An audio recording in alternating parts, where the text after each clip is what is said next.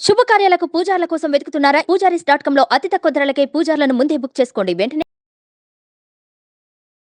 నమస్తే రమ్మగారు. నమస్తే జయ. ఈ మధ్య కొన్ని కథలు ఎక్కువగా చెప్పుకుంటున్నాం కదా రమ్మగారు. చాలా హ్యాపీగా అనిపిస్తుందండి నాకు మాత్రం. స్టోరీ టెల్లర్ అని వేసుకోవచ్చు మీరు. చక్కగా మీది ఏ వృత్తో అది వేయటానికి అవకాశం ఉంటుంది. మరి ఏదైనా ఒక మంచి స్టోరీ చెప్తారా? చెప్తా. పూర్వం పులింద నగరానికి మాణిక్య ప్రభు అని ఒక రాజుగారు ఉండేవాడు. ఈయన ఏంటంటే ఒక పరమ క్రూరుడని ఒక పేరు. ఆయనకి కొన్ని సెంటిమెంట్స్ ఉండేవి, కొన్ని నమ్మకాలు. ఆ నమ్మకానికి భిన్నంగా ఏదైనా జరిగితే ఒప్పుకునేవాడు కాదు. ఆ రాజ్యంలో అరటిపళ్ళు, జంట అరటిపళ్ళు ఉన్న గేల ఏదైనా కనపడితే ఆ గేల మొత్తాన్ని మట్టిలో కప్పెట్టేవాళ్ళు. కవల పిల్లలు పనికిరారు, రాజ్యానికి అరిష్టమని నమ్మేవాడు ఆయన. ట్విన్స్ ఉండొద్దు, ట్విన్స్ ఉండకూడదు. అరటిపళ్ళలో అన్ని గెలలో ఏదో ఒక గెల్లో జోడు పళ్ళు కనపడతాయా, అది వాడకూడదు, ఎవరూ తినకూడదు, అరిష్టం. దాన్ని పారించేవాడు. మూఢనమ్మకం, ఒక నమ్మకం. ఆయనకి ఎవరో ఒక జ్యోతిష్కుడు చెప్పాడు, ఇద్దరు పిల్లలు ఒకేసారి కలిసి పుడితే మన రాజ్యానికి అరిష్టం, మీకు ప్రమాదం. అలాంటి ఒక భావన ఉంది. తనకైనా రాజ్యంలో ఎవరికైనా రాజ్యంలో ఇబ్బంది వస్తుందని అంటే తనకే కాదు, తన రాజ్యంలో పుట్టకూడదు. ఇది మరీ ప్రమాదం, చాలా ప్రమాదం. ఈ నమ్మకం వల్ల ఆయన ఆ రాజ్యంలో ఎవరికైనా కవల పిల్లలు అంటూ పుడితే పిల్లల్ని చంపేసేవాడు. అయ్యో, అందుకే క్రూరుడు అన్నమాట. మా రాజ్యంలో ఉండద్దు, మీరు వెళ్ళిపోండి అంటే ఓ రకం, చంపేయటం ఏమిటి. అయితే ఏమైంది, ఆ రాజ్యంలో దేవయ్య అని ఒక ఆయన, ఆయనతో చంద్ర అని భార్య ఉండేవాడు. వాళ్ళకి పెళ్ళైన 7-8 సంవత్సరాల దాకా పిల్లలు లేరు. అప్పట్లో రాజ్యం మారిపోదాము, వేరే చోటుకి వెళ్ళిపోయి బతుకుదాము అలాంటి ఊహలు వచ్చేవి కాదు జయ. ఇప్పుడు కూడా మనం జన్మభూమిని వదిలిపెట్టలేని ఇలాంటి మనస్తత్వాల్లోనే ఉంటాం. పాత రోజుల్లో ఇంకా ఎక్కువ ఉండేది. కలో గంజో ఉన్న చోటే తిని బతకాలి అలాంటి భావాలు ఉండేవి. అయితే ఏం చేశాడు, ఈ దేవయ్య వాళ్ళకి పెళ్ళైన 8 సంవత్సరాలకి ప్రెగ్నెన్సీ వచ్చింది ఆ అమ్మాయి చంద్రకి. పూజారయ్య చెప్పాడు, కమల పిల్లలు పుట్టే చిహ్నాలు ఉన్నాయి నీకు అని. అయితే ఈ అమ్మాయి ఏమందంటే, అబ్బాయి మా అమ్మ కూడా ఇలాగే ఉండేదిటండి, నేను ఒక్కదాన్నే పుట్టానని ఆయనకి నమ్మించింది. ఒక అవ్వ అని పేరున్న ఒక ఆవిడ, ఈ చంద్ర వాళ్ళ అమ్మ రాజుగారి కోటలో పనిచేసేది. ఆవిడని పిలిపించుకున్నారు. ఆవిడ మంత్రసాని పనులు కూడా చేయగలిగింది, చేయి తిరిగిన ఆవిడ. ఈ కోటలోనే ఉండేది. రాజుగారి అనారోగ్యాలు, వాళ్ళ ఇంట్లో వాళ్ళ సమస్యలు అవి హ్యాండిల్ చేసేది. సరిగ్గా అక్కడికి పురిటిపోయటానికి వెళ్ళింది. అనుకున్నట్టుగానే ఓ పిల్లాడు పుట్టారు, ఆడపిల్ల మగపిల్లాడు. అయితే ఎప్పుడైతే ఈ పిల్లలు పుట్టారో ఆ పిల్లల్ని వీళ్ళు రహస్యంగా పెంచడం మొదలుపెట్టారు. ఎవ్వరికీ తెలియని వాళ్ళ, ఊళ్ళో వాసన రాని వాళ్ళ. అసలు ఆడపిల్ల పేరు విజయ, మగపిల్లవాడి పేరు విక్రముడు అని పెట్టుకున్నారు. అయితే ఏమైంది, రాజుకి కర్ణాకర్ణిగా ఎలాగో తెలిసిపోయింది. తెలిసిపోయేసరికల్లా ఈ అవ్వ ఏం చేసింది, మనం ఎట్లా కాదు, పిల్లని నేను తీసుకెళ్ళిపోతా, పిల్లాన్ని తీసుకుని నువ్వు పారిపోమని సలహా ఇచ్చి అల్లుడేమో మగపిల్లాన్ని తీసుకుని పారిపోయాడు. ఆ దేవయ్య విక్రముడిని తీసుకుని పారిపోయాడు. ఈ చంద్ర విజయ వీళ్ళిద్దరిని తీసుకుని అవ్వ పులింద నగరానికి తీసుకొచ్చేస్తుంది. దీన్ని ఆడపిల్లగా, పైగా ఇదేంటంటే ఈ రాజ్యంలో పిల్లేమో బహు చక్కటిది. పిల్ల కాస్త పెరుగుతుంటే ఆడపిల్లలకి 1,00,000 సమస్యలు వస్తాయి.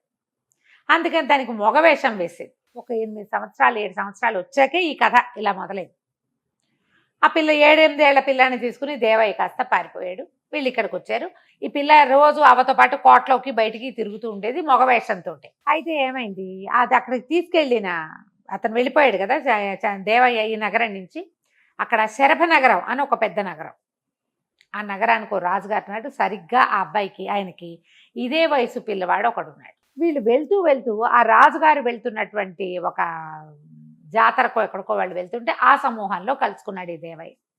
పిల్లాడికి ఆడుకునేందుకు తోడుగా ఉంటాడని ఈ విక్రముణ్ణి రాజకుమారుడితోటి కలిపారు. ఆయన ఏమన్నాడు, పిల్లాడు మా రాజుగారి అబ్బాయి ఒకడే పిల్లాడు, వీళ్ళిద్దరూ ఆడుకుంటారు, నువ్వు ఎలాగో పై ఊరు నుంచి వస్తున్నాను అన్నావు కదా, పిల్లాడిని మా దగ్గరే ఉండు, నువ్వు అబ్బాయికి తోడు ఉంటాడు. ఏముంది, రాజగారి నగర్లో ఉంటే అన్నీ నడిచిపోతాయి, భోజన భాజనాదులకి ఏమీ ఇబ్బంది ఉండదు. పిల్లాడిని ఇక్కడ పెంచుకోవడం మొదలుపెట్టారు. ఈ చంద్ర విజయ ఇద్దరు ఇక్కడ ఉండిపోయారు. అయితే ఏమైంది, ఈ రాజుగారి గౌరవార్థము ఈ మాణిక్య ప్రభు కోసం ఎవరో పెద్ద పెద్ద నిలువుటద్దాలు పంపించారు. పంపిస్తే ఈ మగవేషంలో తిరుగుతోంది కదా విజయ, అంతకుముందు గౌన్ వేసుకునేది, చొక్కాలాగు వేసుకుని తిరుగుతోంది మగపిల్లాడిలాగా, తలకి తలపాగా అవి పెట్టారు. అయితే ఇదేమైంది, ఈ నిలువుటద్దాలు పట్టుకుని లోపలికి ఆ భటులు తీసుకొస్తుంటే ఆ పిల్ల అటు నుంచి నడిచొస్తూ అద్దంలో తన ప్రతిబింబం చూసి అన్నయ్య అనుకుంది. మగ వయసులో వాళ్ళ అన్నయ్య అటకే అన్నయ్య అన్నయ్య అన్నయ్య అని కేకేసింది. వెళ్ళిపోయాడని ఏడ్చింది. ఏడుస్తుంటేనే అవ్వ చూసి తీసుకొచ్చేసింది. కానీ ఈ పిల్ల అన్న అన్న అన్న అని అరవటం మొదలు పెట్టేసరికి ఆయనకి డౌట్ వచ్చింది. ఈ పిల్ల లాంటి వాడే ఎవడో ఉన్నాడు ఇంకొకడు, అందుకే పిలిచింది.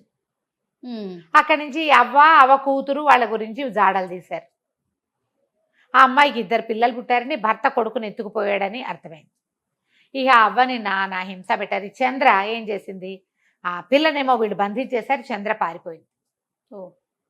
పిల్లని వదిలిపెట్టి పారిపోయింది. ఇంకేం చేయలేక ఆ పిల్లని మాత్రం కోటలో ఉంచుకున్నారు.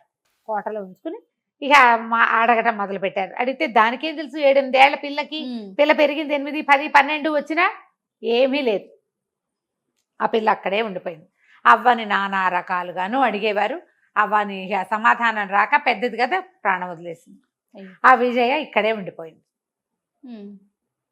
ఉండిపోతే ఈ రాజుగారికి దగ్గరికి ఒక పురోహితుడు ఒక ఆయన ఏమన్నాడంటే, ఒకవేళ కవల పిల్లలే గనక అయ్యుంటే వీళ్ళు ముక్కు మొహాలు ఒకేలా ఉంటాం కాదు, వీళ్ళ చేతిరాత నోటి రుచి కూడా ఒకేలా ఉంటాయి, రుచులు అలాగే ఉంటాయి, సేమే ఉంటాయి అన్నాడు. ఉండవు, ఆ పాతకాలం కదా. ఈ అమ్మాయితోటి ఒక రాయించారు కొన్ని వాక్యాలు. అక్కడి నుంచి ఆ ఆకుని ఏ ఆకు మీద అయితే రాయించారో, ఇలాంటి చేతిరాత ఉన్నవాడు ఎక్కడున్నాడా అని దేశాలు చుట్టుపక్కల ఉన్న ఊళ్ళన్నీ వెతికించడం మొదలుపెట్టారు. ఇలాంటి రాత ఉన్న పిల్లాడు ఎవడైనా ఉన్నాడా కుర్రాడు. 16-18 సంవత్సరాలు వచ్చినాయి ఈ విజయ్కి. అయితే ఏమైంది, ఒకరోజు వీళ్ళకి ఓ ఉత్తరం వచ్చింది ఈ రాజుగారికి, మాణిక్ ప్రభుకి. ఇదేమిటి, ఎక్కడి నుంచి వచ్చింది, శరభనగరం నుంచి వచ్చింది. అయ్యా, మరి మీకు 80 బళ్ళ బంగారాన్ని సమర్పించుకుంటాం, మా రాజ్యాన్ని మీ రాజ్యంలో కలుపుకోండి.